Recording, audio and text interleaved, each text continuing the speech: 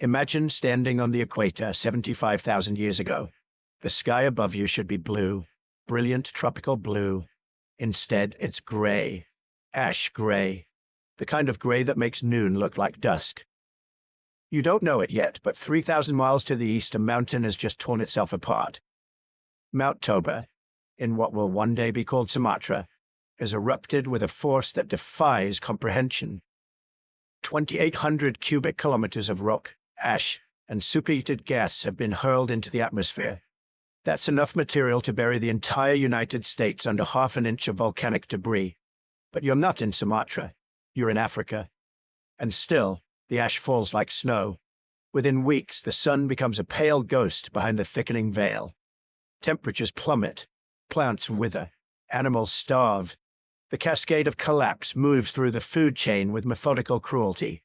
This volcanic winter will last not weeks, not months, but years, perhaps a decade. And you, along with every other human being alive at this moment, face a simple equation: adapt or disappear. Somehow, against odds that seem almost impossibly stacked, humans survived. Not just survived, persisted, endured, eventually thrived. But here's what makes this story truly remarkable. Toba wasn't unique.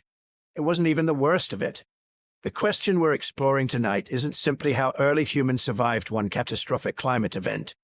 It's how they survived dozens, how they weathered ice ages that lasted 100,000 years, how they adapted to droughts that turned grasslands into deserts, how they endured volcanic winters, rapid warming events, sea level changes, and ecosystem collapses that would have driven most species into extinction.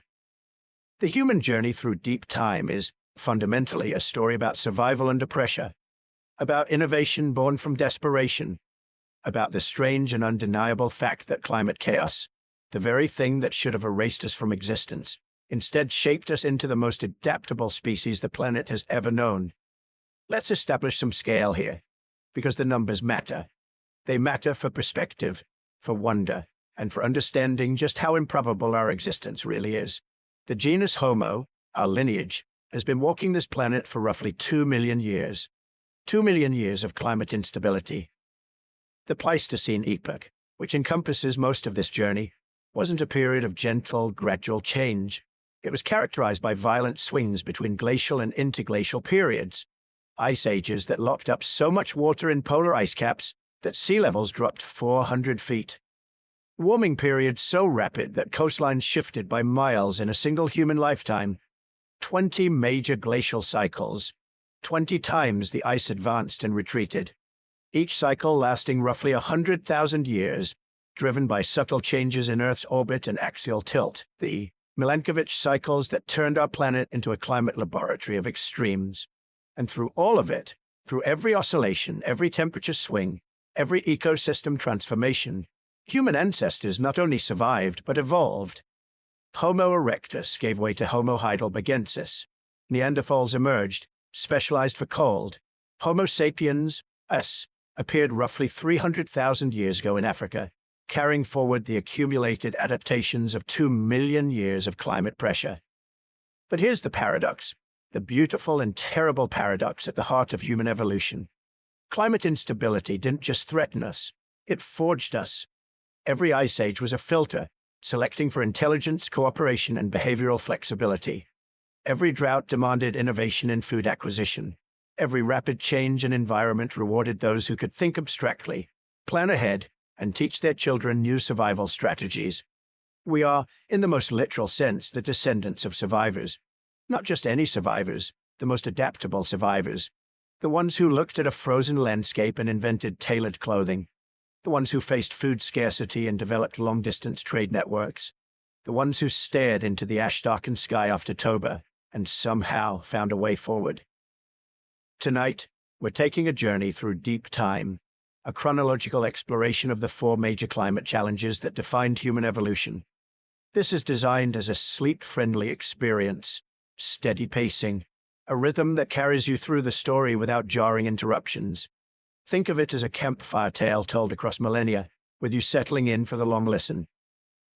We'll begin with the Ice Age crucible, 2 million to 200,000 years ago. when Homo erectus first mastered fire and began the great expansion out of Africa. We'll see how glacial cycles selected for larger brains, how cold weather pressure drove social cooperation, and how the simple act of controlling flame transformed human cognition itself. Then we'll confront the Toba catastrophe, 75,000 years ago, when the human population may have crashed to just a few thousand individuals. We'll examine the genetic bottleneck, the archaeological mysteries, and the coastal refugia where our ancestors clung to existence by exploiting marine resources and developing symbolic thought under unimaginable pressure. Next comes the last glacial maximum, 26,000 to 19,000 years ago, Earth at its coldest in 100 millennia. We'll explore how humans responded not with retreat but with cultural fluorescence, cave art, sophisticated tools, mammoth bone dwellings on the frozen steppes, innovation accelerating precisely when conditions were most severe. Finally, we'll examine the Younger Dryas, 12,900 years ago, when the warming world suddenly plunged back into Ice Age conditions for 1,300 years. This abrupt climate reversal may have forced the single most important transformation in human history, the invention of agriculture, the birth of civilization itself, emerging from climate crisis.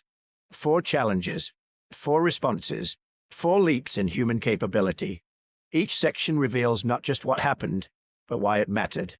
How each adaptation built upon the last, how each crisis left its mark not only in our DNA, but in our psychology, our social structures, our relationship with technology and each other. There's something deeply grounding about this story, especially now. We live in an era of rapid climate change, of uncertainty about the future, of questions about human resilience. Looking back across 2 million years offers perspective. Not simple answers, history never provides those, but context, precedent, evidence of what humans are capable of when survival demands everything we have.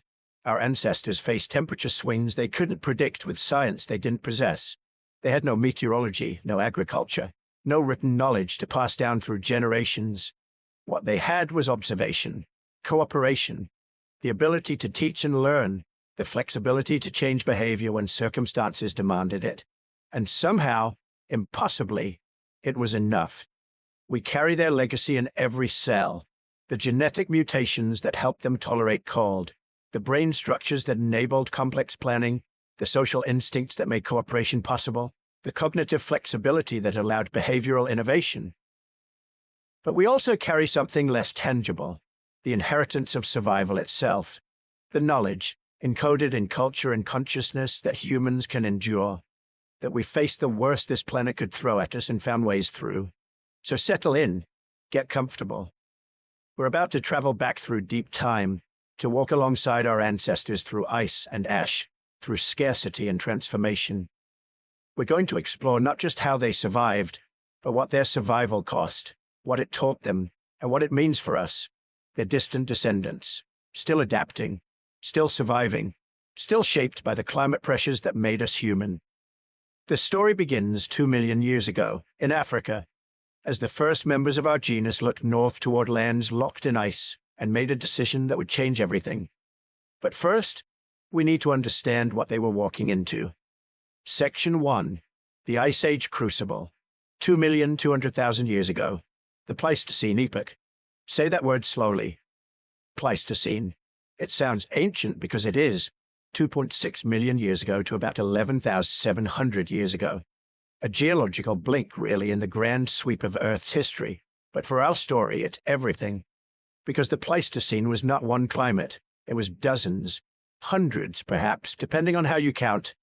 Imagine Earth as a pendulum swinging between 2 extremes, ice and warmth, glaciation and retreat. Every 100,000 years or so, sometimes shorter, sometimes longer, the planet would slide into deep freeze. Ice sheets would crawl down from the poles like slow-motion avalanches, grinding continents beneath them, locking up so much water that sea levels would plummet 120 meters. Then, almost as if catching its breath, Earth would warm, the ice would retreat, forests would reclaim the tundra, and the cycle would begin again. This wasn't random chaos. It was choreographed by celestial mechanics, orbital variations so subtle that ancient humans couldn't have perceived them, Yet so powerful they dictated whether your homeland would be covered in ice or grassland. The Milankovitch cycles, named for the Serbian scientist who decoded them, the eccentricity of Earth's orbit, the tilt of its axis, the wobble of its spin, mathematical poetry written in ice cores and sediment layers, telling us that our planet has never been stable. Not really, not ever. And into this oscillating world walked Homo erectus. Picture them, if you will. About 1.9 million years ago, somewhere in East Africa, a new kind of human emerged, taller than their Australopithecine ancestors, longer legs, shorter arms, a body built not for trees but for walking, truly walking, with the endurance to cover distances that would exhaust a modern ultra-marathoner. Their brains were larger too, not as large as ours, but getting there. About 900 cubic centimeters at first, growing to 1/100 over the next million years. Homo erectus did something unprecedented. They left. Not just left their immediate territory, the way a troop of baboons might shift ranges. They left Africa entirely. They walked into Asia. They reached what is now Georgia by 1.8 million years ago, Indonesia by 1.6 million years ago. They became the first truly global hominin, spreading across 2 continents, encountering climates and ecosystems their ancestors had never imagined. And here's what matters. They survived. For over 1.5 million years, Homo erectus persisted through climate swings that would have annihilated a less adaptable species. They watched the ice advance and retreat. They experienced periods of catastrophic drought in Africa. They endured and adapted and eventually gave rise to later hominins, including us. How? The answer begins with fire. Not the discovery of fire. That's too simple, too sudden. Fire was probably encountered many times. Lightning strikes, volcanic eruptions, wildfires sweeping through savannas. Early humans would have seen fire, felt its heat, perhaps even opportunistically used it. But there's a difference between using fire when you find it and controlling fire, making it, keeping it alive, understanding it. That transition from fire user to firekeeper is one of the most important moments in human history. The archaeological evidence is frustratingly sparse for the earliest periods. Burned bones, scorched earth, these could be natural.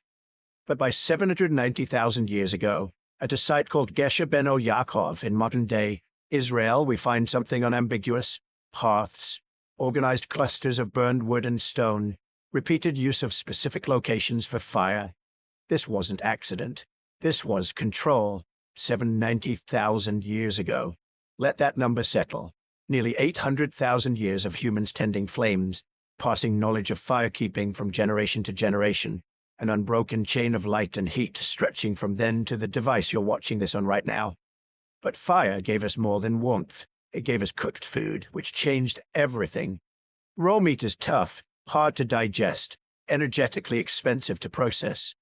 Cooking breaks down proteins, softens fibers, kills parasites. A cooked meal delivers more calories for less digestive effort. And those extra calories, they fed our growing brains.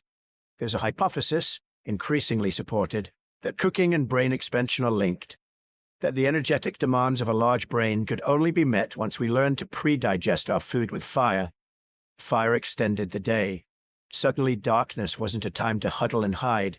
It was time to socialize, to plan, to tell stories. Firelight creates intimacy. It draws people into a circle, and in that circle, language evolved. Knowledge was shared. The young learned from the old. Fire was a predator deterrent, a beacon, a tool for landscape management. Early humans almost certainly used fire to drive game, to clear underbrush, to encourage the growth of favored plants. Fire was a revolution disguised as a simple spark, and it was essential for surviving the cold. Because as Homo erectus spread northward, and the glacial cycles intensified, the climate became a crucible. The weak adaptations were burned away. The successful innovations were preserved, copied, spread. Consider the evidence we find in the archaeological record from around 300,000 to 400,000 years ago. Stone tools with peculiar wear patterns. Microscopic analysis reveals they were used to scrape animal hides, not just butchering. That leaves different marks. This is hide processing, cleaning, preparing, clothing. We don't have the clothing itself, of course. Organic materials decay. But we have the tools that made it, and we have the logic of survival. A hairless ape in a glacial climate needs insulation. Homo erectus and their descendants solved this problem not by evolving fur, evolution is far too slow for that, but by stealing the fur of other animals, by wrapping themselves in skins, by inventing, in essence, portable shelter, and shelter itself became increasingly sophisticated. We find stone circles in Europe and Asia, foundations for structures long since vanished. We find evidence of wooden posts of frameworks. These weren't elaborate buildings, but they were deliberate.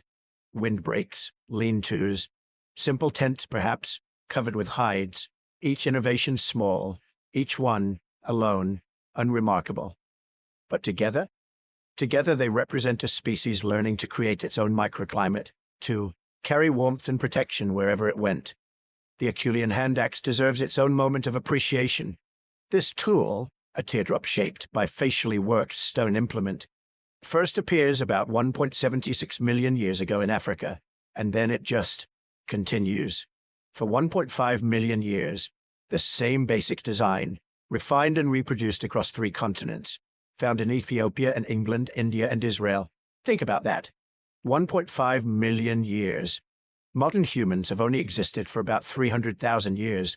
Civilization as we know it, agriculture, cities, writing, is only about 10,000 years old.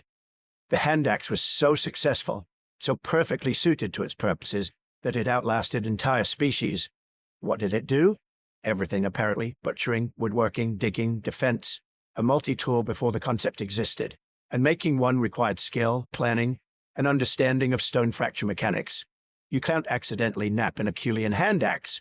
You have to learn. Someone has to teach you, which brings us to cooperation. Extreme cold doesn't just challenge individuals, it challenges groups. A lone human in an ice age is a dead human.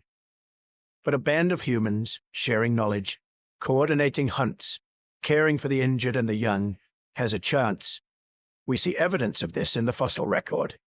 Homo erectus individuals who survived despite serious injuries, broken bones that healed, dental abscesses that should have been fatal but weren't. Someone cared for them. Someone brought them food. Someone kept them by the fire. This is not instinct. This is culture. And culture accelerated. Groups that cooperated better survived better. Groups that shared information, where the herds were, how to predict weather patterns, which plants were edible, had advantages. Natural selection began favoring not just individual intelligence, but social intelligence. The ability to read faces, to communicate complex ideas, to teach and learn. The brain grew from 900 cubic centimeters to 600 to 1/200. By 600,000 years ago, some hominin brains were approaching modern human size, but size isn't everything. Structure matters, connectivity matters. And the pressures of glacial survival, the need to plan, to innovate, to remember seasonal patterns and animal behaviors and tool-making techniques, these pressures sculpted the brain from the inside. Each ice age was an examination, each warming period a reprieve. But the test always returned. And then, around 400,000 years ago in Europe and Western Asia, we see the emergence of a new hominin, stockier, more robust, with a distinctive brow ridge and a brain as large as ours, sometimes larger. Neanderthals. They deserve far more than the brief mention they'll get here. They'll return in our story. But for now, recognize them as the ultimate Ice Age specialists. Their bodies were literally built for the cold. Shorter limbs to reduce heat loss. Barrel chests for warming frigid air before it reached the lungs. Massive nasal cavities. Every aspect of their anatomy screamed glacial adaptation. They weren't a separate evolutionary experiment. They were our cousins, descended from the same earlier hominins, shaped by the same climate pressures but in different environments. We evolved in Africa. They evolved in the north. And for hundreds of thousands of years, they thrived in conditions that would kill an unprotected modern human in hours. But let's zoom out again. Let's look at the pattern. The Milankovitch cycles operated on scales of 100,000 years for the eccentricity cycle, 41,000 years for axial tilt, 26,000 years for precession. These cycles overlapped, reinforced, sometimes cancelled each other out. The result was a complex rhythm of climate change, long glacial periods, 80,000 to 90,000 years of cold, punctuated by brief interglacial warmth. We're in an interglacial right now, by the way. Have been for about 11,700 years. which means in the natural cycle of things we're due for another ice age, though human activity may have changed that equation entirely, but that's another discussion. During the maximum extent of glaciation, ice covered Canada, Scandinavia, much of Britain and northern Europe. The ice was kilometers thick. Imagine the weight. Imagine the land itself compressed beneath frozen water, groaning, sinking, and around the ice tundra, and around the tundra cold grasslands, the mammoth steppe stretching from Spain to Alaska, the largest biome Earth has ever known. This was the world humans navigated. They followed the megafauna, mammoths, woolly rhinoceros, giant deer, bison. These animals were walking food supplies, and early humans learned their patterns.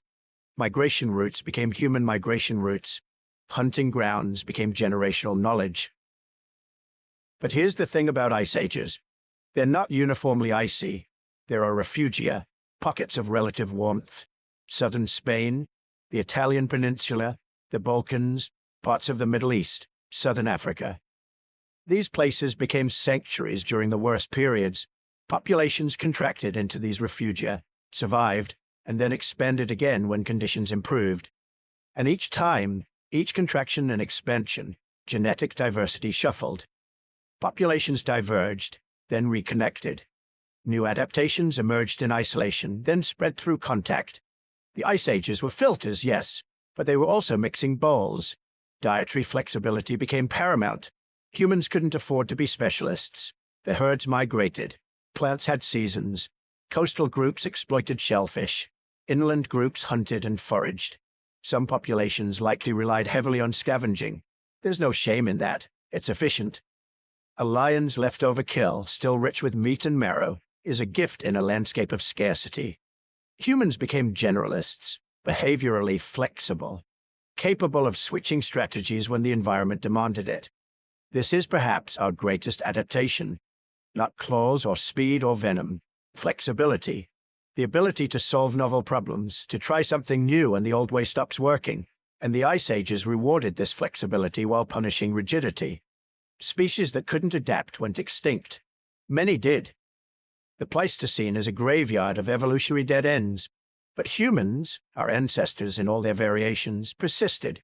Each glacial maximum eliminated populations who couldn't cope. Each interglacial period allowed expansion, experimentation, innovation. Over 2 million years, this cycle repeated dozens of times, and each time the survivors were a little more clever, a little more adaptable, a little more human.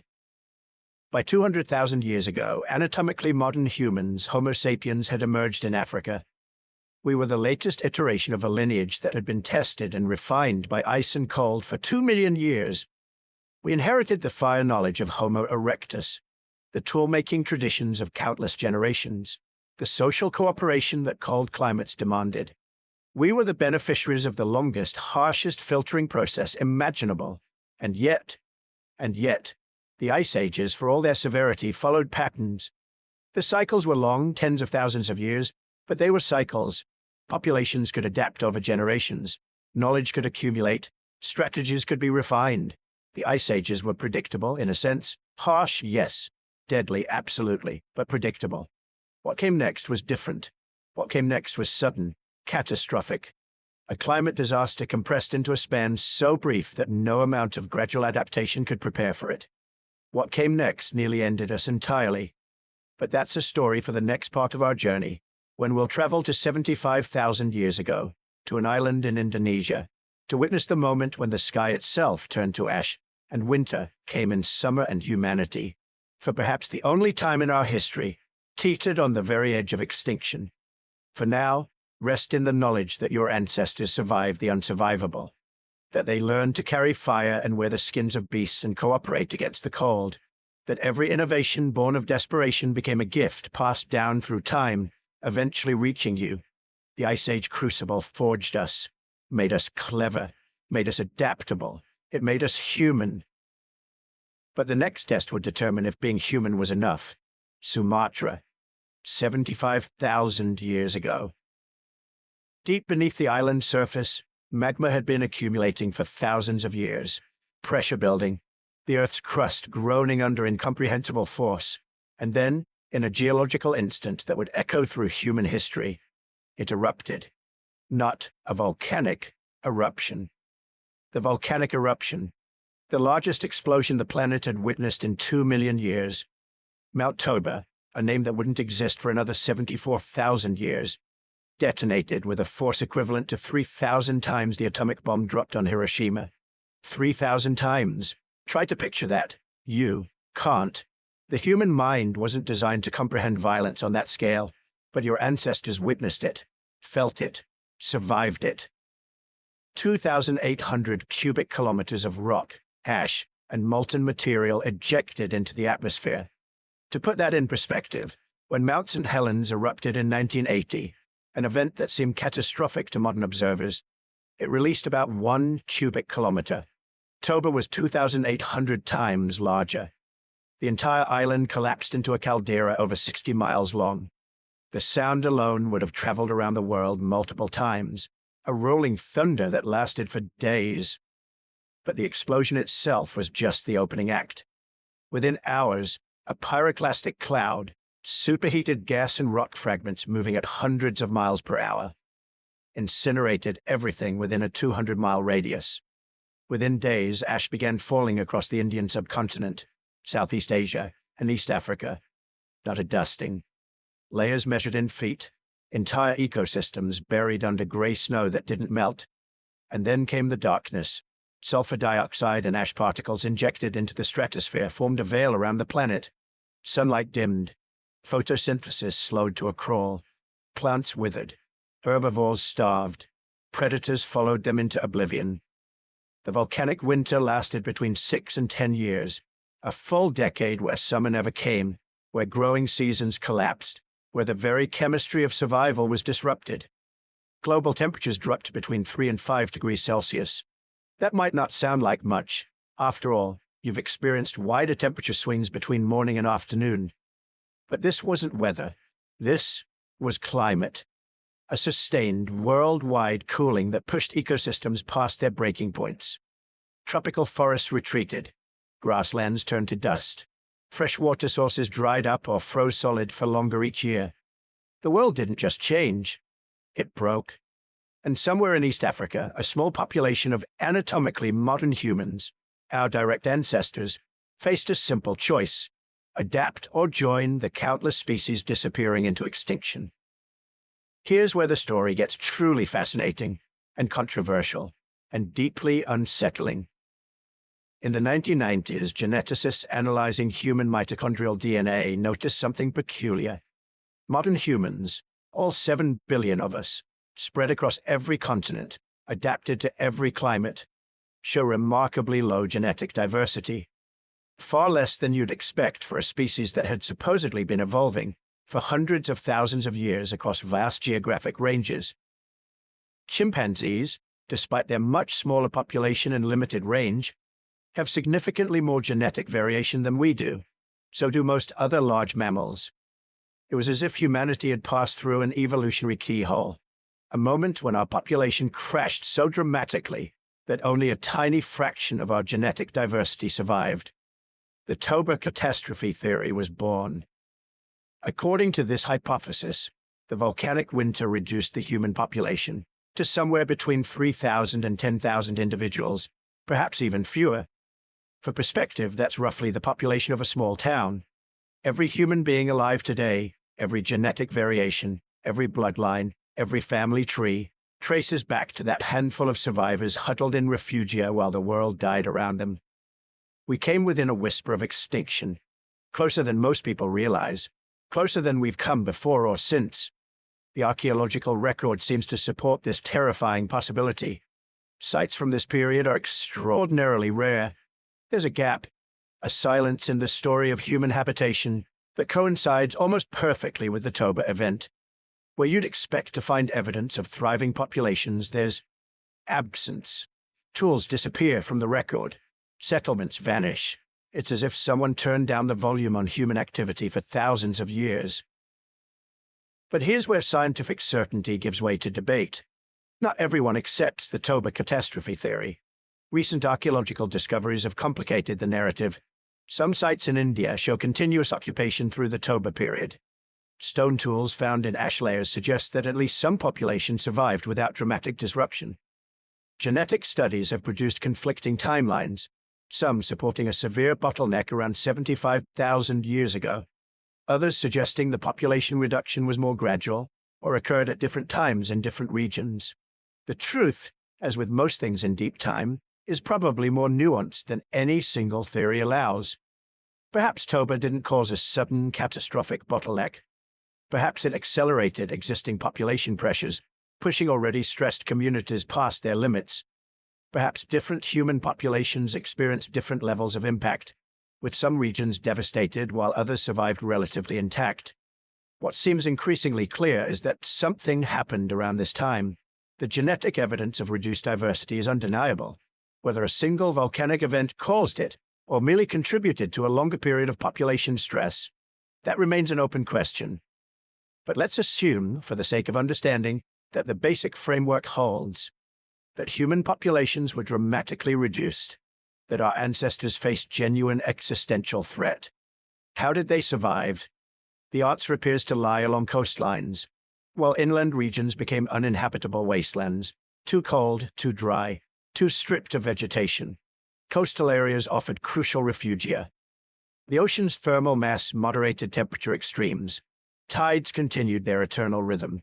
And most importantly, marine resources remained relatively abundant even as terrestrial ecosystems collapsed. Shellfish don't care if the sun is blocked by volcanic ash. Mussels, clams, oysters, they filter feed on plankton and organic particles that persist even during volcanic winters. Rocky intertidal zones, tide pools, shallow reefs. These became humanity's lifeline. Our ancestors, it seems, became beachcombers, shore dwellers, people who read the tides and harvested the ocean's edge. And here's where the story takes an unexpected turn into neuroscience. Shellfish are extraordinarily rich in omega-3 fatty acids, particularly DHA, docosahexaenoic acid. This compound is essential for brain development and function. Human brains are metabolically expensive organs, consuming about 20% of our total energy, despite comprising only 2% of body weight. They require specific nutrients to develop properly and maintain cognitive function. Omega-3 fatty acids are one of those nutrients. When terrestrial food sources collapsed, when the megafauna migrations were disrupted, when plant foods became scarce, coastal populations with access to marine resources had something inland groups didn't: brain food. The very diet forced upon them by catastrophe may have supported the neurological development that would define human uniqueness. It's a beautiful irony. The worst disaster in human history may have inadvertently optimized our diet for intelligence. The Pinnacle Point Caves, located along the southern coast of South Africa, preserve a remarkable snapshot of this period. Archaeological excavations have uncovered evidence of sophisticated behavior dating to around 70,000 years ago, right in the window of the Toba catastrophe. Heat-treated stone tools, suggesting controlled use of fire at high temperatures, systematic exploitation of marine resources, and perhaps most intriguingly, ochre processing. Ochre, red iron oxide, ground into powder mixed with factal water to create pigment. Used for what exactly? This is where we glimpse something profound emerging from crisis. Symbolic thinking, abstract thought, the capacity to ascribe meaning to materials and create representations that exist beyond immediate survival needs. Ochre use implies body decoration, ritual marking, perhaps even early art. It suggests a cognitive leap, the ability to think in symbols, to communicate complex ideas, to create culture rather than just endure existence. Shell beads appear in the archaeological record around this same time.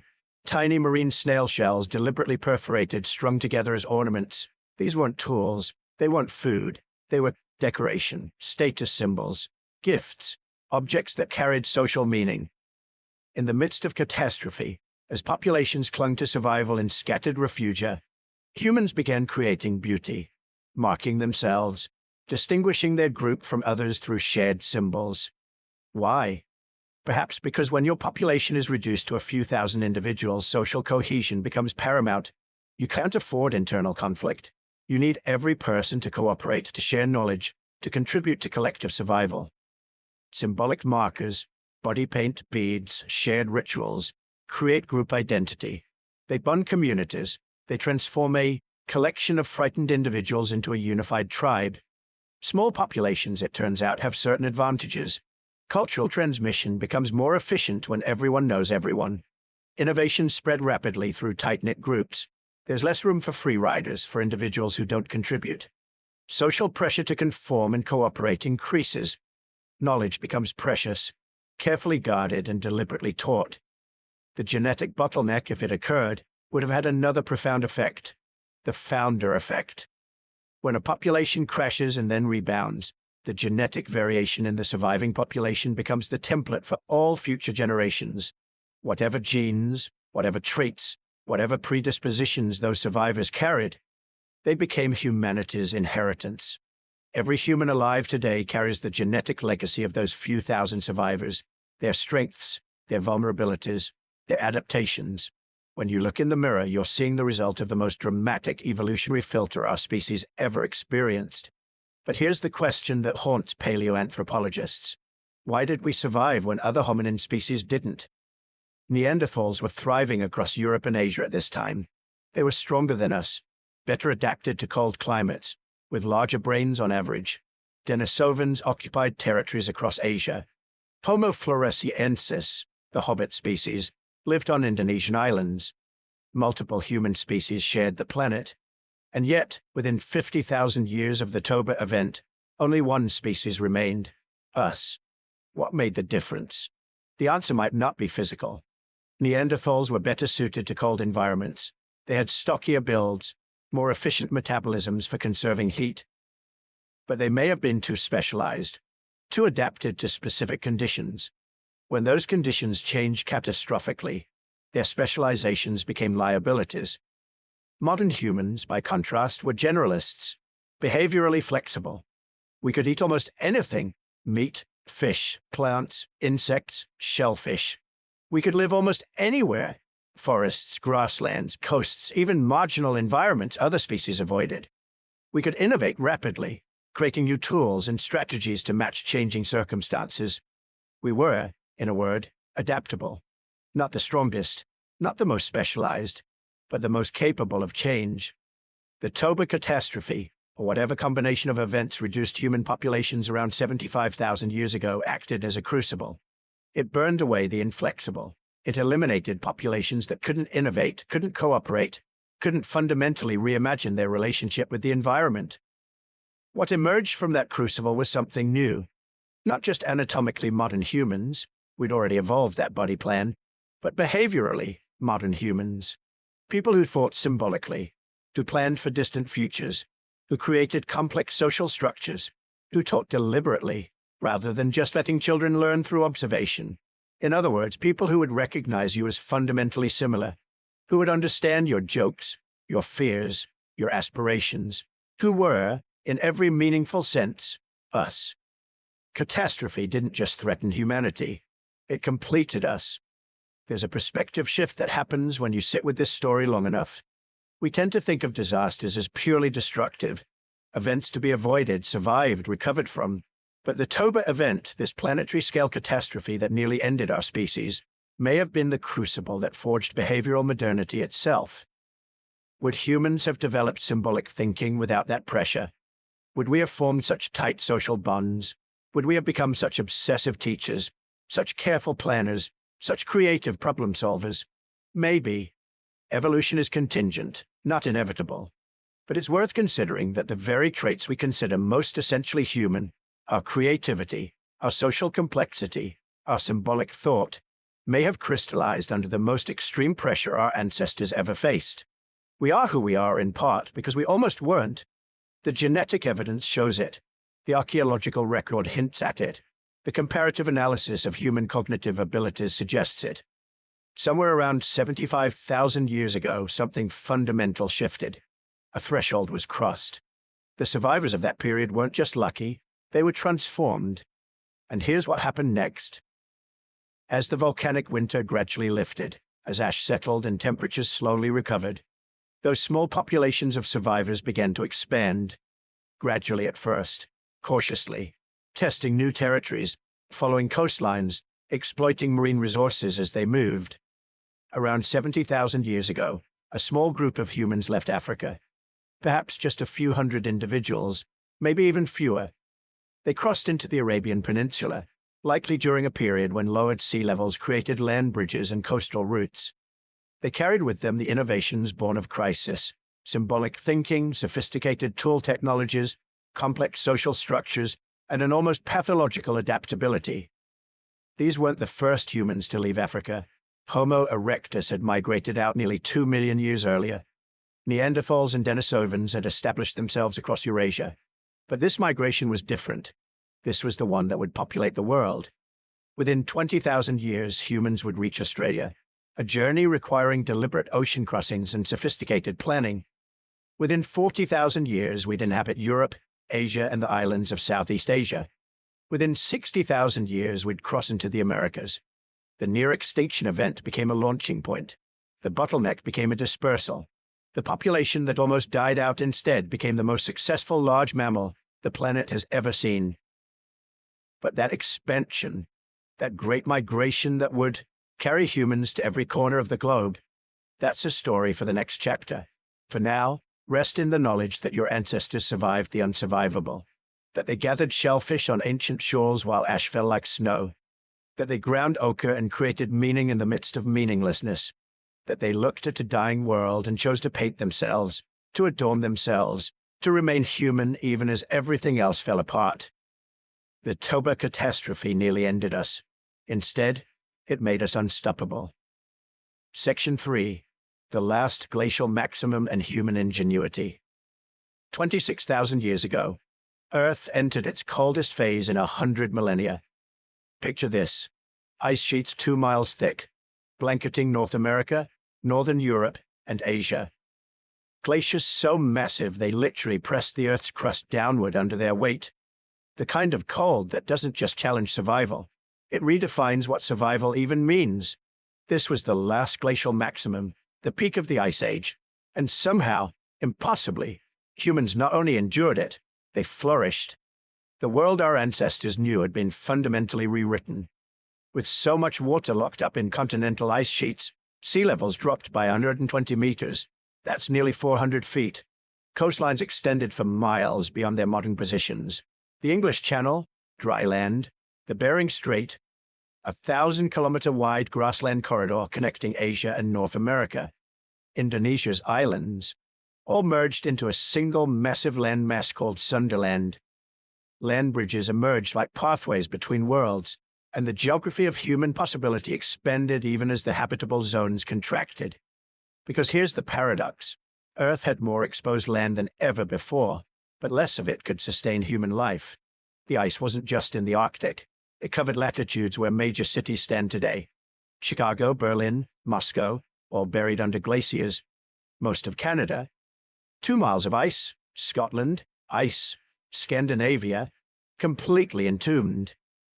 The cold pushed human populations into refugia, pockets of relative habitability scattered across 3 continents: Southern Europe, especially along the Mediterranean, the steppes of Central Asia and southern Siberia, parts of the Middle East and North Africa, isolated valleys and coastal zones where microclimates offered just enough warmth, just enough resources, just enough hope.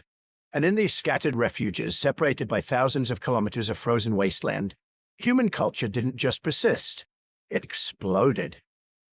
Let's start in southwestern Europe, where the Solitarian culture emerged around 22,000 years ago. These people, hemmed in by ice to the north and sea to the south, developed what might be the most exquisite stone tool technology in human prehistory.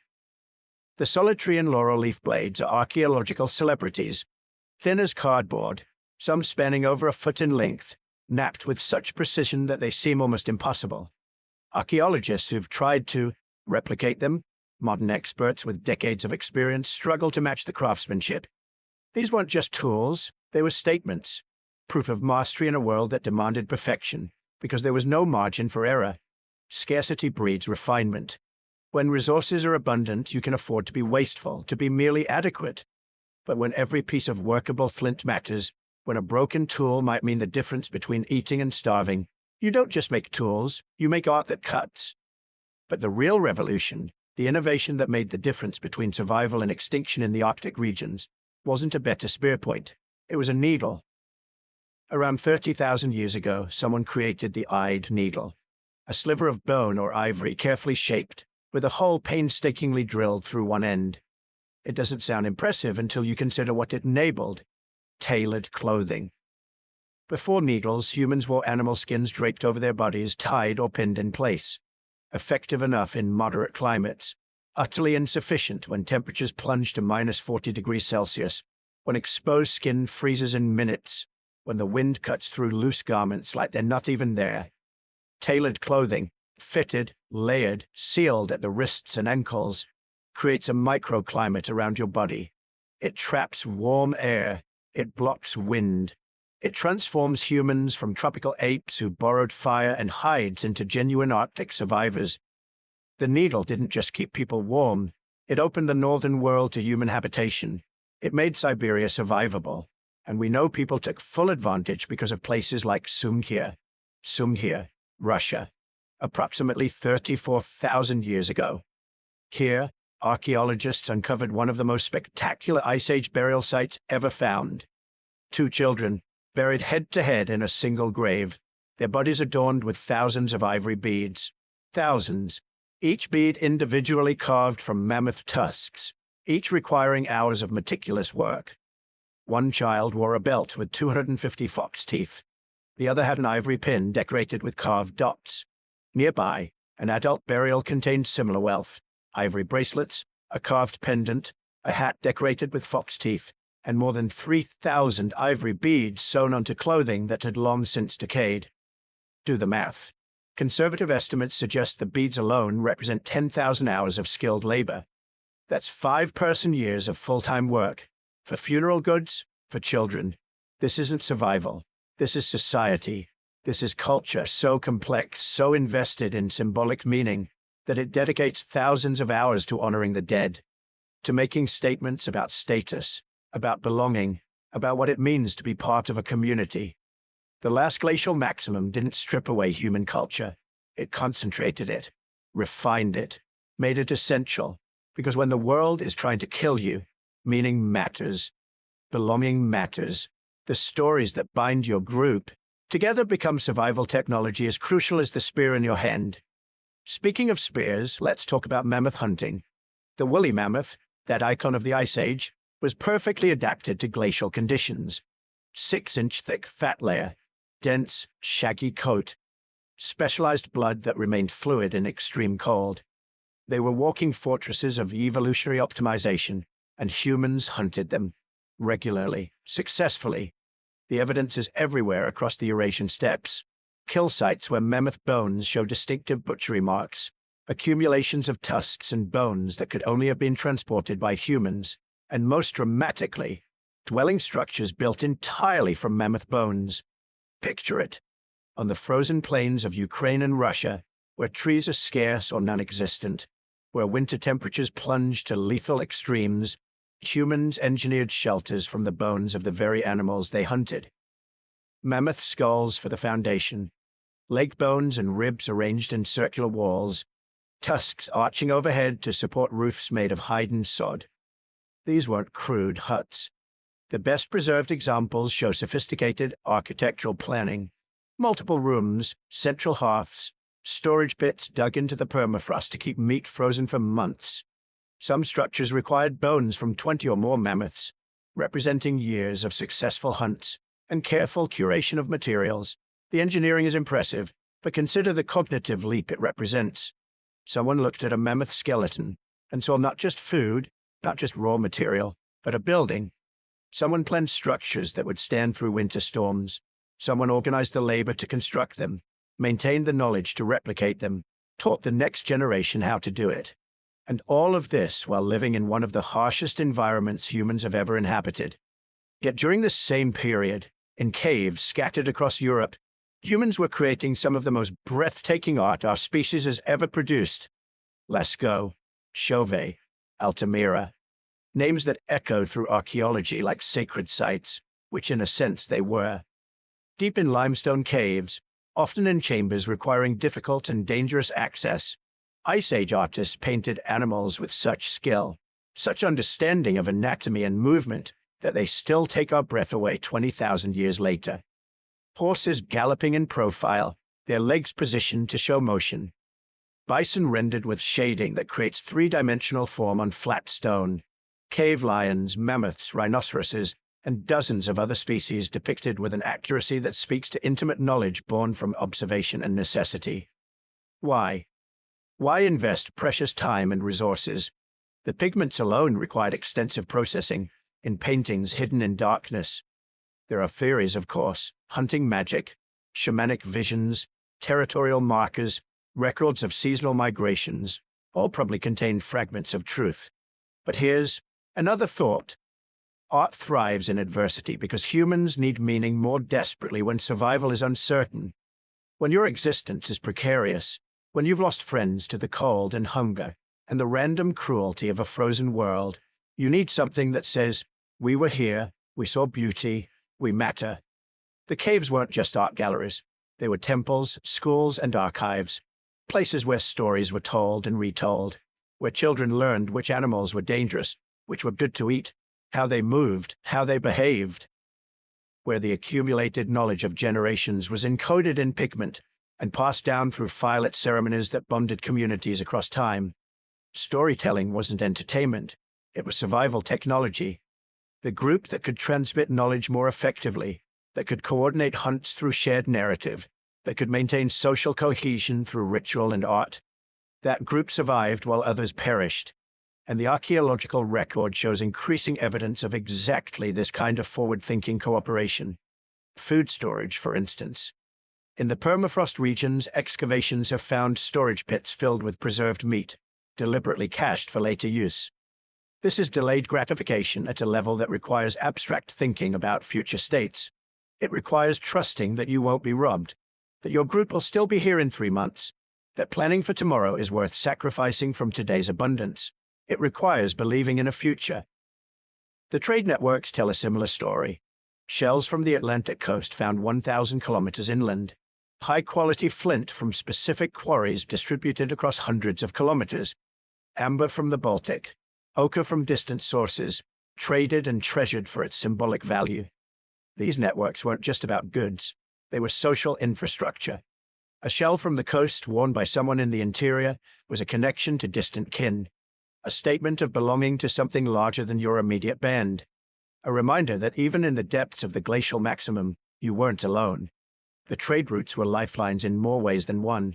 They spread not just materials, but ideas, techniques, stories. When groups met to exchange goods, they exchanged knowledge. A better way to hafting spear points. A new method for processing hides.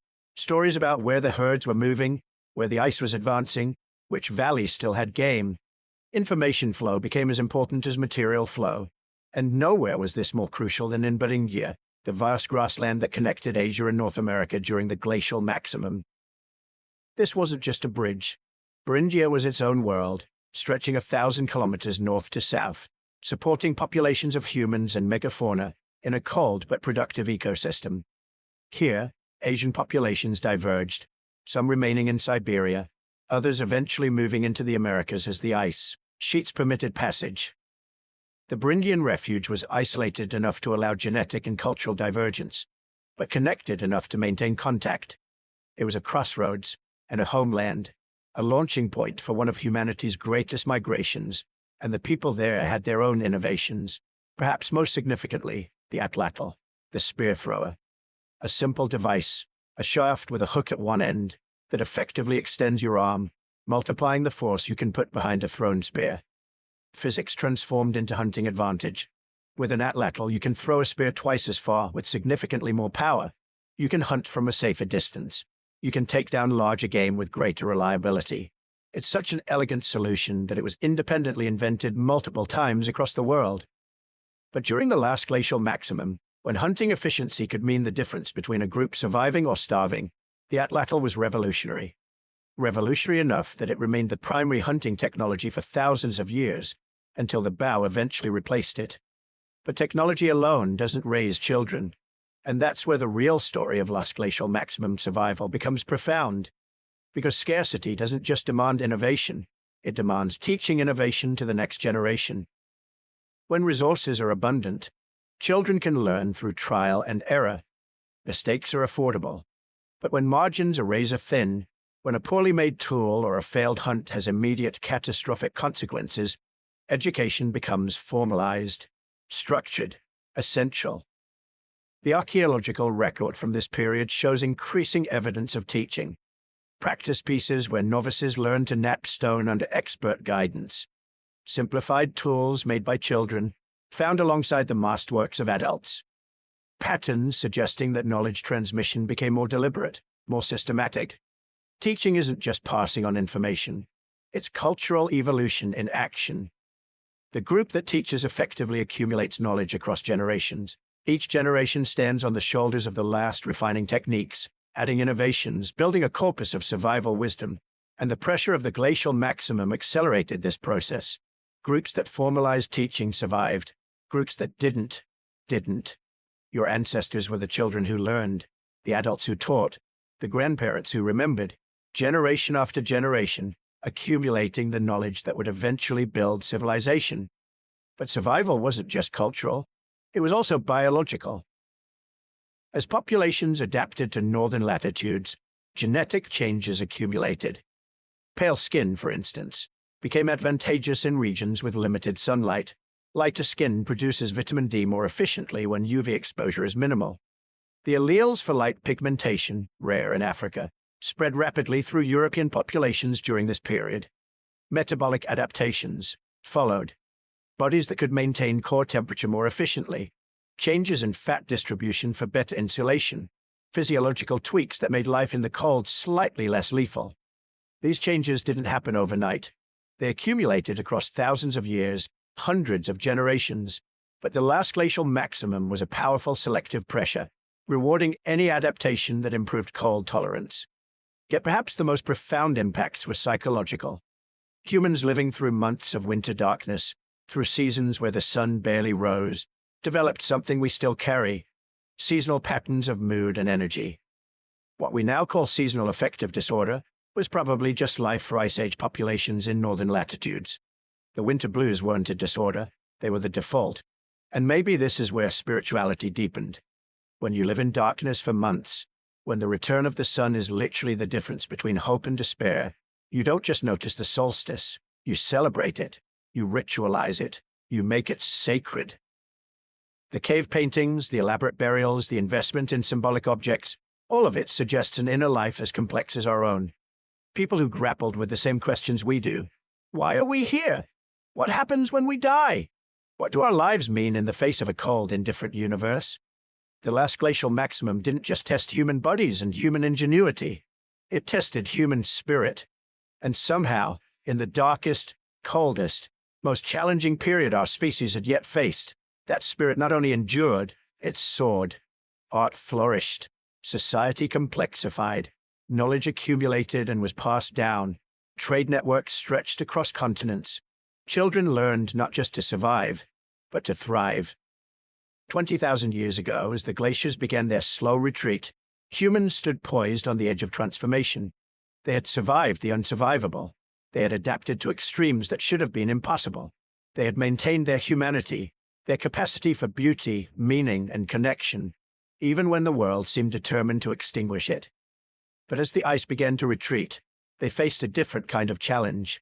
Not adaptation to scarcity, but adaptation to abundance. Not survival in refugia, but expansion into newly opened territories. Not just maintaining knowledge, but applying it to a world that was changing faster than ever before. The frozen world that had forged them was melting, and everything, absolutely everything, was about to change. Section 5. The Younger Dryas and Agricultural Revolution, 12 to 900, 11 600 years ago. Picture this. You're a human living 13,000 years ago. For generations, for centuries, your people have watched the world transform. The great ice sheets that dominated the northern lands are retreating. Forests are spreading where tundra once stretched to the horizon. Game is abundant. The climate is warming, stabilizing. Your ancestors survived the worst the planet could throw at them. And now, finally, The Earth seems to be offering a reprieve. And then, in less than a decade, winter returns. Not gradually, not predictably, but catastrophically. Temperatures plummet 7 degrees Celsius in what might have been a single human lifetime, possibly faster. The forests die back, the rains fail, the animals your people have hunted for generations disappear or migrate beyond reach. And this isn't a temporary cold snap. This is a return to Ice Age conditions that will last 13 centuries, 1,300 years of renewed crisis. This is the Younger Dryas, and it changed everything.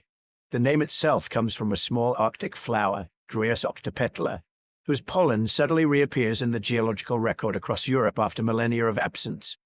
A botanical signature of catastrophe.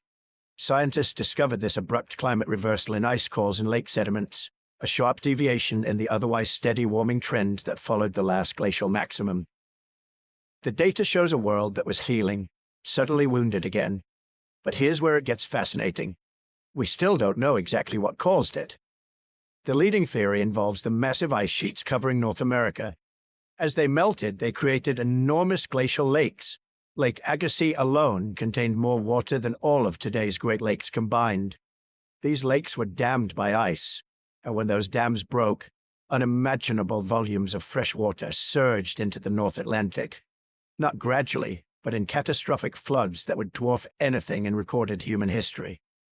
This freshwater deluge disrupted the Atlantic meridional overturning circulation, the ocean conveyor belt that carries warm water north and cold water south. When this system shut down or dramatically slowed, it triggered a climate cascade.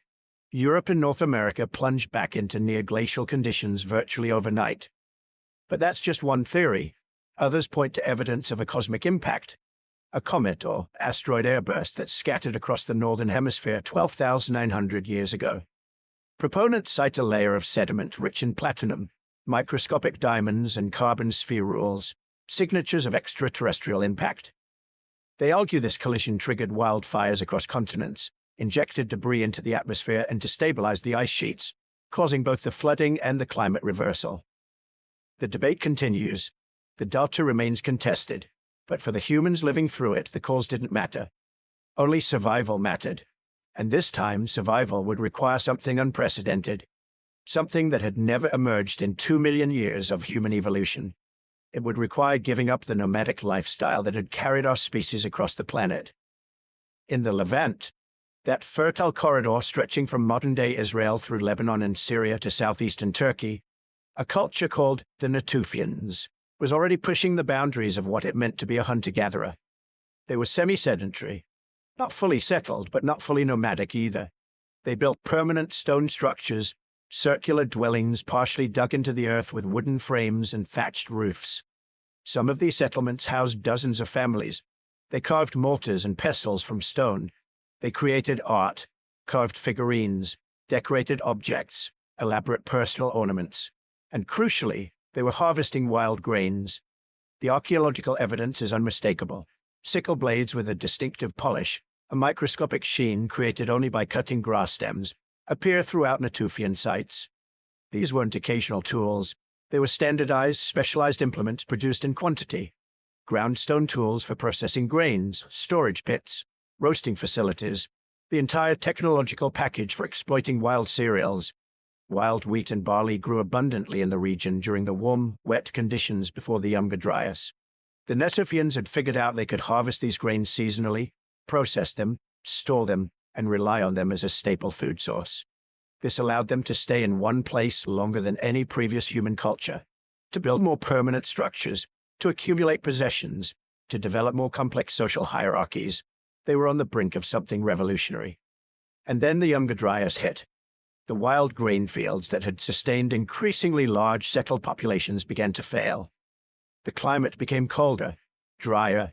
The predictable seasonal patterns that allowed passive harvesting of wild cereals disappeared. Faced with this crisis, the Natufians had several options. They could abandon their settlements and return to a fully nomadic lifestyle. Following the diminishing game and wild plant resources, they could stay and starve. Or they could do something no humans had ever done before. They could actively cultivate the plants they depended on. This is the climate stress hypothesis of agricultural origins. The idea that farming wasn't invented during times of abundance and leisure, but during times of crisis and desperation. That the Younger Dryas didn't just coincide with the origins of agriculture, it caused them. The evidence is compelling. The earliest sites showing clear cultivation of domesticated grains date to the end of the Younger Dryas, around 11,600 years ago, right when the climate finally stabilized. But the practices that would lead to domestication, selecting seeds, clearing land, protecting fields, likely began during the crisis itself. Because when your semi-sedentary society is facing starvation, you don't give up and walk away from your investment in permanent settlements. You double down, you innovate, you try to control the very plants and animals your survival depends on. But here's where the story gets even stranger. In southeastern Turkey, on a hilltop called Göbekli Tepe, archaeologists discovered something that shouldn't exist. Massive stone pillars, some weighing over 10 tons, arranged in circular enclosures, elaborately carved with reliefs of animals, foxes, lions, scorpions, vultures, snakes. T-shaped megaliths standing like silent sentinels. Dozens of them, hundreds of tons of carved stone transported and erected with only stone tools and human muscle. The site dates to 11,500 years ago, right at the end of the Younger Dryas. And here's the twist. The people who built it weren't farmers. Göbekli Tepe was constructed by hunter-gatherers. There's no evidence of domesticated plants or animals at the site. No permanent dwellings. No signs of residential occupation. This was a ceremonial center, built and used by people who were still following the ancient lifestyle of hunting and gathering. But they were building monuments that would dwarf anything constructed for thousands of years to come. Why? The traditional narrative of human development goes, first you develop agriculture, then you get surplus food, then you get specialized labor, then you get social hierarchies and monumental architecture. Farming enables civilization. Göbekli Tepe reverses that sequence. It suggests that complex social organization, hierarchies, and monumental construction came first. That hunter-gatherers were capable of coordinating massive labor projects, maintaining specialized roles, and developing elaborate ritual systems. That the drive to build sacred spaces might have actually preceded, and perhaps even motivated, the shift to agriculture. Think about what it takes to build something like Göbekli Tepe. You need to quarry massive stones from bedrock using only stone tools. You need to transport them, somehow, to the construction site. You need to carve intricate reliefs. You need to organize hundreds of people for extended periods. You need to feed them. You need surplus. And if you're a hunter-gatherer society in the midst of the Younger Dryas climate crisis, facing declining wild resources, how do you generate that surplus? You start controlling food production. Some archaeologists now argue that the need to support monumental ritual construction actually drove the development of agriculture. That religion, the need to gather, to build, to worship together, created the conditions that made farming necessary. The sacred preceded the practical. It's a provocative idea. And it highlights something crucial. The people who invented agriculture weren't primitive. They weren't simple. They had complex belief systems, sophisticated social structures, and the organizational capacity to coordinate massive communal projects. They were, in every meaningful sense, behaviorally modern humans facing an unprecedented challenge. The region where this transformation occurred, the Fertile Crescent, was no accident of history. Stretching from the Persian Gulf northwest through Mesopotamia, then south, along the Levantine coast, this arc of land had a unique combination of factors. Mediterranean climate with winter rainfall, diverse elevation zones creating varied ecological niches, and crucially, the wild ancestors of wheat, barley, lentils, peas, sheep, goats, cattle, and pigs, all within the same geographic region. No other place on Earth had this combination of domesticable species living in proximity. The process of domestication itself was gradual, probably unconscious at first. When you harvest wild wheat, you naturally select for seeds that don't shatter and scatter when ripe, because those are the ones you can actually collect. When you plant those seeds the next season, you're inadvertently breeding for that trait. Over generations, the plants change. Larger seeds, non-shattering seed heads, genetic mutations that would be disadvantageous in the wild but beneficial under cultivation. The same with animals. The sheep and goats that tolerated human presence, that were less aggressive, that matured more quickly. Those were the ones that survived and bred in captivity. Over time, You're not just keeping wild animals. You're creating new species that can't survive without human intervention. Domestication is a two-way street. We changed them, but they also changed us. The physical evidence is stark. Skeletons from early agricultural communities show a marked decline in average height compared to their hunter-gatherer ancestors. Men lost an average of 6 inches. Women lost 4. Their bones show increased evidence of nutritional stress, disease, and repetitive labor injuries. Their teeth were worse, much worse. Cavities, abscesses, wear patterns from grinding grain.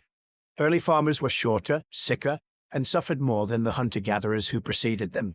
So why did they do it? Because agriculture, for all its costs, had one overwhelming advantage. It could support vastly more people per square mile. A hunter-gatherer territory might support 1 person per square mile, perhaps 5 in extremely rich environments. Agricultural land could support 50, 100, more. Once you start farming, your population can explode. And once your population explodes, you can't go back. There isn't enough wild game left to support a large population. The skills of hunting and tracking passed down through generations begin to fade. The knowledge of wild plant resources diminishes.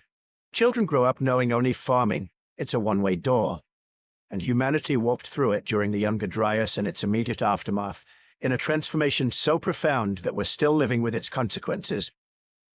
Around 11,600 years ago, the Younger Dryas ended as abruptly as it began. The climate stabilized.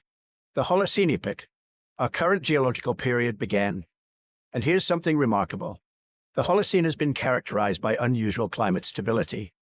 For the past 10,000 years, global temperatures have fluctuated within a relatively narrow range. No dramatic swings, no abrupt reversals, just steady, predictable conditions. This stability is actually anomalous in Earth's climate history, and it's almost certainly not a coincidence that civilization emerged during this window. Agriculture needs predictability. You need to know that the rains will come, that the growing season will be long enough, that winter won't arrive early and destroy your crops. In a climate as volatile as the Pleistocene, farming would have been nearly impossible. One bad decade could wipe out a sedentary population dependent on stored grain. But in the stable Holocene, farming worked. And once it worked in the Fertile Crescent, it spread. Archaeologists call it demic diffusion, the spread of farming through population movement. Early farmers had more children than hunter-gatherers. Their populations grew, and as they grew, they expanded into new territories, bringing their domesticated plants and animals with them, across Anatolia into Europe, east into Central Asia, south into Africa. The genetic evidence shows this clearly. Modern Europeans carry substantial ancestry from these early Neolithic farmers who migrated from the Near East. But it wasn't just population movement. It was also cultural transmission. Hunter-gatherer groups on the borders of farming communities saw the advantages: the ability to support larger populations, the ability to stay in one place, the accumulation of material goods. Some adopted farming themselves, others resisted, maintaining their traditional lifestyles for millennia. The choice wasn't always obvious. In resource-rich environments, coastal areas with abundant fish, forests with plentiful game, hunting and gathering remained viable and arguably preferable. Why take up the backbreaking labor of farming when you can live well on wild resources? Many groups didn't make the transition until forced to by expanding agricultural populations or environmental change. But where farming took hold, it accelerated everything. Within a few thousand years, pottery appears, necessary for storing and cooking grain. Metallurgy develops, copper, then bronze, then iron, driven by the need for better tools and weapons. Permanent architecture becomes monumental. Villages become towns, towns become cities. And in Mesopotamia, around 5,400 years ago, writing emerges. From the invention of agriculture to the invention of writing, just 5,000 years. For context, anatomically modern humans existed for at least 200,000 years before agriculture. Behaviorally modern humans for at least 75,000 years. For the vast majority of human existence, we were hunter-gatherers. Cultural change was slow, incremental, measured in millennia. But after agriculture, the pace of change becomes exponential. This is the great paradox of the Younger Dryas, the climate catastrophe that forced humans to abandon the lifestyle that had sustained us for 2 million years also triggered the cascade of innovations that would lead to everything we call civilization: cities, states, writing, mathematics, art and architecture on scales previously unimaginable, but also warfare, slavery, epidemic disease, social inequality on unprecedented scales. The agricultural revolution wasn't just a change in how we got food, it was a change in how we thought. Hunter-gatherers live in the present tense, with seasonal rhythms. You follow the game, you harvest plants when they're ready, you move with the resources. Planning extends weeks or months ahead, but not years.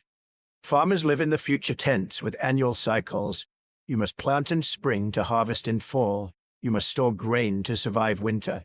You must save seed for next year's planting. You must plan not just for this season, but for the next, and the one after that. This cognitive shift, from seasonal to annual thinking, fundamentally altered human consciousness. It made us future-oriented in a way we'd never been before. It created the concept of investment, sacrificing present consumption for future gain. It necessitated the development of counting, measuring, record-keeping. It made property matter in new ways because land and stored resources became the foundation of survival. And it changed our relationship with time itself. Hunter-gatherers experienced time as cyclical. Seasons returned. Game migrated in predictable patterns. Life followed rhythms that had existed since time immemorial. Farmers experienced time as linear, progressive. You clear land, you plant, you harvest, you improve your tools, you expand your fields. Each generation builds on the last. The past is different from the present. The future will be different still. This is the birth of historical consciousness. The awareness that change is not just possible but inevitable. That human action can fundamentally transform the world. For better and worse, this is the consciousness we still inhabit. But here's something we rarely acknowledge. Modern humans, genetically, psychologically, are still adapted to the world of scarcity, not abundance. Our brains evolved over millions of years in environments where calories were uncertain, where high-energy foods were rare treasures, where the ability to store fat was a survival advantage, where social bonds and group cooperation meant the difference between life and death, where threats were immediate and physical. Agriculture emerged only 10,000 years ago. Civilization only 5,000 years ago. Industrial society only 200 years ago. Evolution works on timescales of tens of thousands, hundreds of thousands of years. We haven't adapted to the world we've created. We're still running Stone Age software on modern hardware. This explains so much about modern human behavior, why we crave sugar and fat, why we're tribal, why we respond to immediate threats but struggle with abstract long-term dangers, why we're so good at innovation under pressure, but so resistant to change in times of stability. We are the descendants of people who survived the Younger Dryas by inventing agriculture, who survived the last glacial maximum by sewing tailored clothing and building mammoth bone houses, who survived Toba by exploiting coastal resources and developing symbolic thought. Every climate catastrophe didn't just reshape human behavior, it reshaped human consciousness itself. And here's the profound truth that emerges from this long story. We are adaptation incarnate, not physical adaptation. Our bodies haven't changed much in 100,000 years, but behavioral adaptation, cultural adaptation, the ability to learn, to innovate, to transmit knowledge across generations, to fundamentally alter our survival strategies in response to environmental change. This is our inheritance. This is what the Younger Dryas, and every climate crisis before it, forged into the very core of human identity.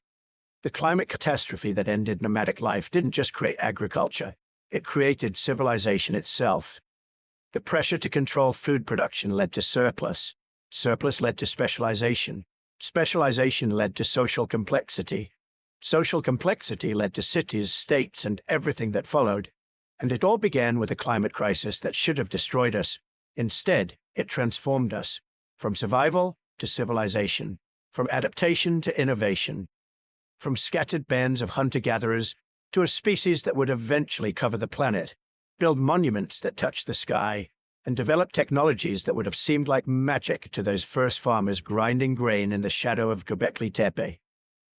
The question we face now, the question those ancient lessons pose to us today, is whether we still possess that adaptive capacity. whether we can respond to our current climate crisis with the same innovation, the same flexibility, the same willingness to fundamentally transform our way of life that our ancestors demonstrated again and again. We have advantages they never dreamed of: technology, global communication, scientific understanding, the ability to see the crisis coming rather than simply reacting when it arrives. But we also face challenges they never imagined: the speed of change, the scale of impact, the complexity of global systems that must somehow be transformed without collapsing. The story of the Younger Dryas and the agricultural revolution teaches us this. Humans can survive climate catastrophe. We can adapt. We can innovate. We can fundamentally reorganize our entire way of life. But survival comes at a cost, and the world on the other side of transformation is never the same as the world that came before. Our ancestors paid that cost. They became shorter, sicker, worked harder, suffered more. But they survived, and they built something that would endure. The question for us is not whether we can adapt. Our history proves we can. The question is what we'll become in the process of adaptation, and what kind of world we'll build on the other side. Section 6. Conclusion and Reflection. The Legacy of Survival. So here we are, the end of a journey that spans 2 million years. We've walked through ice ages that lasted 100,000 years. We've survived volcanic winters that blotted out the sun. We've watched the world freeze in a single decade, and we've witnessed the birth of agriculture from the ashes of climate catastrophe. 4 great challenges, 4 moments when everything could have ended. The Pleistocene ice ages, those grinding cycles of freeze and thaw that selected for bigger brains and smaller bodies, that taught our ancestors to control fire and hunt in coordinated groups. That turned scattered populations of early humans into global wanderers. The Toba eruption, a volcanic winter so severe it may have reduced our entire species to a few thousand individuals clinging to survival on the coasts of Africa. A genetic bottleneck so tight that every human alive today can trace their ancestry to that small, resilient population. The last glacial maximum, the coldest point in 100 millennia, when ice sheets 2 miles thick covered a third of the planet, and humans responded not with extinction, but with exquisite art, sophisticated technology, and social networks that spanned continents. And the Younger Dryas, that sudden, cruel return to Ice Age conditions just as the world was warming, the climate whiplash that may have forced the invention of agriculture, and with it, the entire trajectory of human civilization. 4 challenges, 4 transformations, and if you look closely at these moments, a pattern emerges: crisis, innovation, adaptation, cultural leap. It happens again and again. The climate shifts, resources vanish, the old ways stop working. There's a moment of desperation. We can see it in the archaeological record, those gaps in occupation, those shifts in tool technology that speak of populations under pressure. And then, something new. Not just survival, but transformation. Not just endurance, but emergence. Fire doesn't just keep us warm, it restructures our entire social world, changes what we can eat, alters the very shape of our skulls. The bottleneck doesn't just reduce our numbers, it creates the conditions for rapid cultural transmission, for tighter social bonds, for the emergence of symbolic thought. The ice doesn't just challenge us, it produces the tailored clothing that will let us inhabit every latitude, the food storage practices that require future thinking, the art that suggests a fully modern consciousness.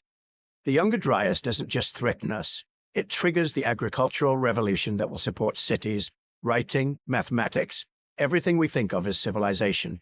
The pattern is clear, but understanding why it happened, that's where it gets interesting. Because we carry the evidence in our bodies, in our DNA. Every person alive today is descended from those who survived. Not the strongest, necessarily, not the fastest, but the most adaptable, the most flexible, the ones who could look at a changing world and imagine a different way to live.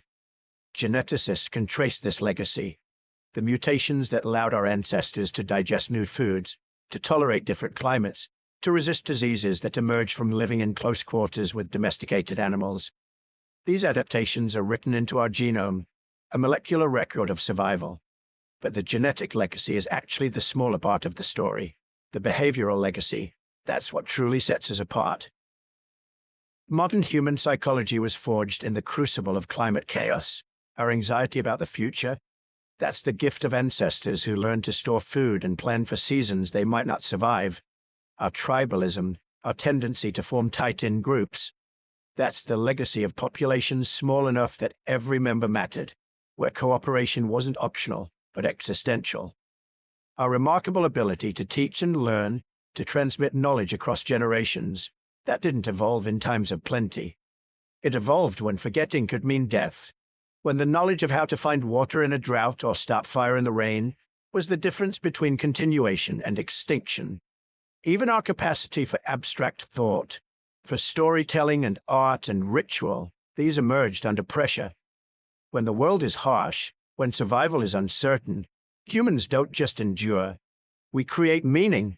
We paint caves and carve figurines and bury our dead with ceremony. We make the suffering matter. This is the flexibility factor. And it's more important than any physical adaptation we ever developed. Neanderthals were stronger than us, more robust, better adapted to the cold in pure physical terms.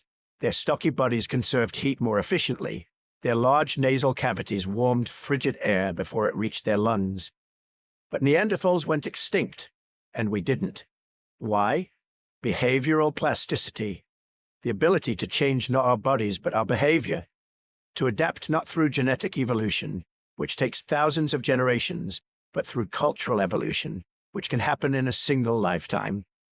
When the climate changed, Neanderthals kept hunting the same way, in the same places. They were specialists, exquisitely adapted to a particular ecological niche. When the climate changed, Homo sapiens changed everything. Our tools, our prey, our social structures, our very way of thinking about the world. We were generalists, and in an unstable climate, being a generalist was the ultimate survival strategy. But here's what's crucial to understand. We weren't generalists alone. Social cooperation was the key that unlocked everything else. Climate change didn't just make us smarter. It made us more collaborative, more dependent on each other, more invested in the survival of the group. You can see this in the archaeological record. The elaborate burials that show care for the elderly and disabled. The long-distance trade networks that required trust between strangers. The standardization of tool types that suggest teaching and learning, not just individual innovation. A lone human in the Ice Age was a dead human. Survival required the group, and the group required cooperation, communication, the ability to share knowledge and resources. The most successful populations weren't the ones with the smartest individuals.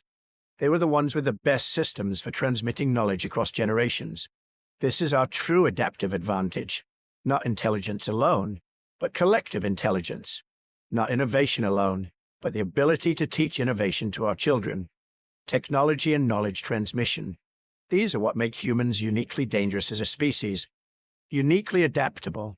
Uniquely capable of surviving rapid environmental change. A polar bear adapts to the Arctic through genetics. It takes tens of thousands of years. A human adapts to the Arctic through culture. We learn to make clothing, build shelters, hunt seals. We can do it in a generation. This is the lens through which we need to view our current moment, because we are once again living through a period of rapid climate change, and the ancient patterns have modern parallels: rising temperatures, shifting rainfall patterns, extreme weather events, ecosystem disruption, resource scarcity, population displacement. Our ancestors faced all of this. They survived. But before we take too much comfort in that fact, we need to acknowledge the differences. The speed is different, catastrophically different. Ancient climate changes unfolded over millennia, centuries, at the very fastest. The Younger Dryas, that sudden, dramatic cooling we discussed, happened over a decade, and it was considered shockingly abrupt by geological standards. Modern climate change is happening over decades, in some cases over years. The Ice Ages gave our ancestors time to migrate, to adapt, to develop new technologies and pass them to the next generation. Populations could shift gradually, following the resources, maintaining cultural continuity. We don't have that luxury. The pace of modern change compresses the timeline for adaptation to a scale humans have never experienced. And yet, there are reasons for hope. We have survived worse with far less technology. The Toba bottleneck reduced humanity to a few thousand individuals with stone tools and fire. We survived. We recovered. We thrived. Today we are 7 billion strong. We have agriculture, medicine, global communication networks, the accumulated knowledge of thousands of generations. We have the ability to understand what's happening, to model future scenarios, to coordinate responses across continents. Our ancestors survived climate chaos through adaptation and innovation. We have those same capacities, amplified by orders of magnitude. The human capacity for behavioral plasticity hasn't diminished. If anything, modern humans are even more adaptable than our ancestors.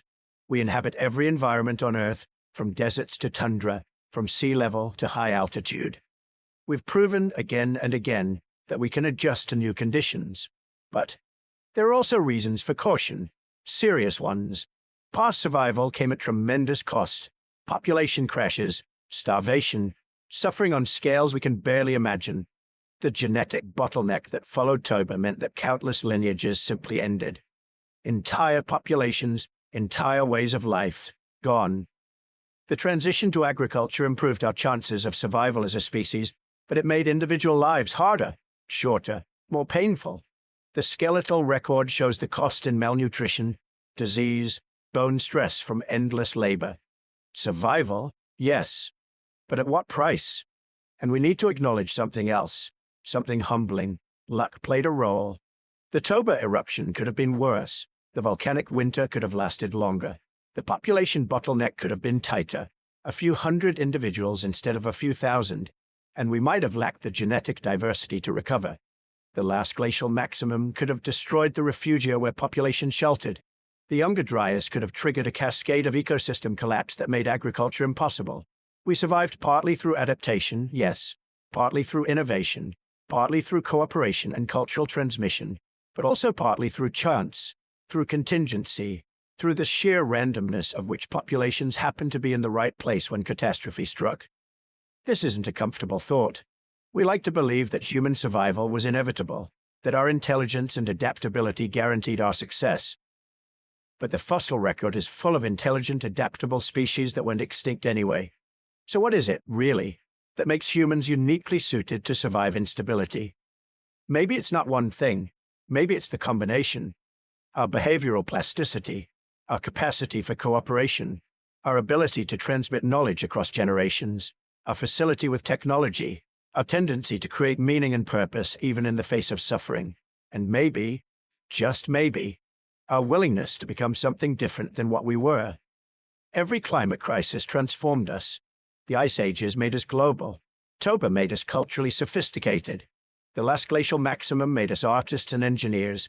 The Younger Dryas made us farmers. We didn't survive by staying the same. We survived by changing, by being willing to let go of the old ways, the old identities, the old certainties. The hunter-gatherers who survived the Younger Dryas became farmers. They didn't choose it, not really. The climate forced the choice, but they made it. They transformed. What will we become? Put it all in context. The deep time perspective. 2 million years.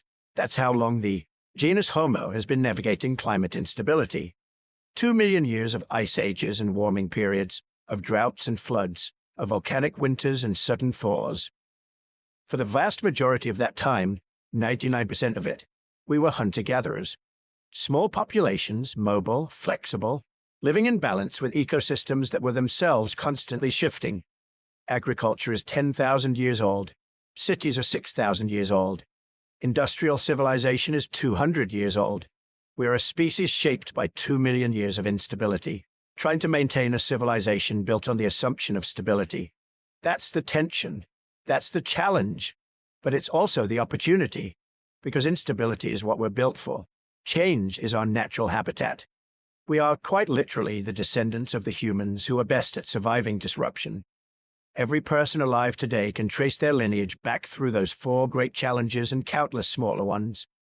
Every ancestor you have, going back 2 million years, survived long enough to reproduce. They made it through ice ages and droughts and volcanic winters and all the everyday dangers of a world without medicine or agriculture or shelter. You carry their resilience in your cells, their adaptability in your brain, their survival strategies in the very structure of your psychology. This is worth pausing on. worth really feeling.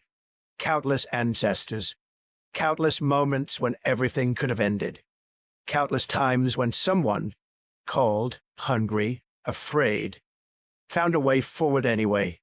They persevered, and because they did, you exist. There's something profound in that, something humbling and empowering at once. We didn't come from a line of people who gave up. We came from a line of people who endured. So what comes next? The honest answer is, we don't know. Climate challenges still await us. Some we can predict. Rising seas, shifting agricultural zones, extreme weather. Others will surprise us, the way the Younger Dryas surprised our ancestors with its sudden return to ice. The future is uncertain. It always has been. But uncertainty is not the same as hopelessness.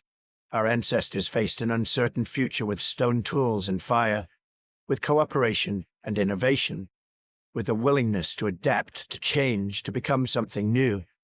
We face an uncertain future with all of that, plus 10,000 years of accumulated knowledge, plus global communication, plus the ability to learn from the deep past and apply those lessons to the present. The question is not whether we have the capacity to adapt. We do. It's in our DNA, literally and figuratively. The question is whether we'll choose to use that capacity, whether we'll cooperate the way our ancestors did, whether we'll innovate, whether we'll be willing to transform. The pattern suggests we will. Crisis, innovation, adaptation, cultural leap. But the pattern also suggests it won't be easy, and it won't be without cost. Let yourself settle into that truth, the complexity of it, the weight and the possibility both. Outside, wherever you are, the same stars shine that shone on our ancestors. The same moon that lit their nighttime gatherings lights yours. Imagine them, those ancient humans. Imagine a group gathered around a fire during the last glacial maximum, the ice stretching to the horizon in every direction. They're telling stories, maybe, planning tomorrow's hunt, teaching the children how to nap stone, how to read animal tracks, how to survive. They don't know they're going to make it. They don't know that their descendants will inherit the entire planet, will build cities and spacecraft and global communication networks.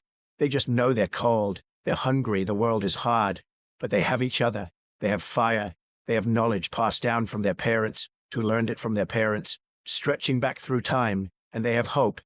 Not the naive kind that pretends everything will be fine, the hard kind that says, we'll find a way. We always have. Look up at those stars, the same ones they saw. You are their legacy, their hope made flesh. Every challenge you face, they faced worse. Every adaptation you make, they made first. You are the descendant of survivors. Adaptation is your inheritance.